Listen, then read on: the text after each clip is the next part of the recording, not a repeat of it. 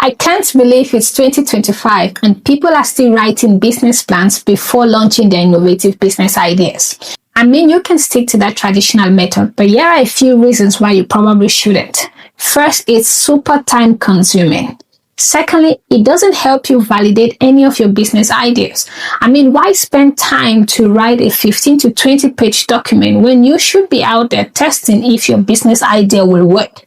Thirdly, to be honest, most people, including you, won't have time to read through that long document once it's done. And finally, by the time you're done, your idea or parts of it will probably have changed.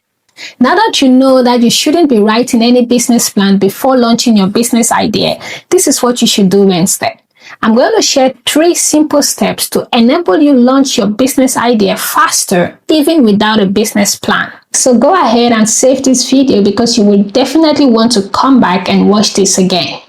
Step 1. Clearly define the customer problem. This is the main ingredient in your business idea.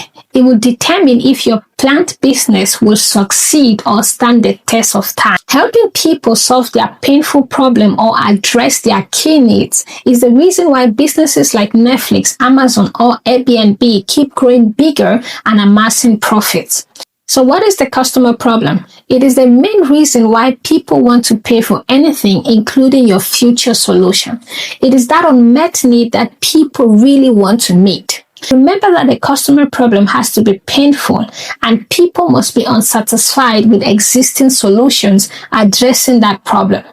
As a future founder, it is your job to go out there to start talking to your potential clients to really find out their painful problems. Step 2, define your solution. For each of the identified problems, you will want to have a solution. At this stage, be creative. Think differently. Ask yourself these questions. Why are current solutions or existing alternatives addressing the same customer problem not working? And how can I be different? You continue talking to your potential clients to test some of your solution ideas, gather their feedback, and improve your solution. Talking to potential clients will help you validate at least one solution. Once you have done this, it is time to design your minimum viable product. This is the simplest version of a product that can be launched with minimum resources. Remember that at this stage, the MVP or the product doesn't have to be perfect, but it will help you validate your business idea. Step 3, determine how you want to get paid.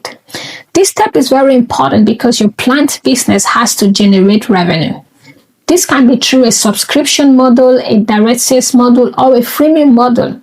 This is where basic features of your product are free while advanced features have a price. At this level, keep talking to your potential clients, but this time you're testing their willingness to pay for your product. Never ask your potential clients what they are willing to pay for your product. Rather, set a price and ask if they are willing to pay it.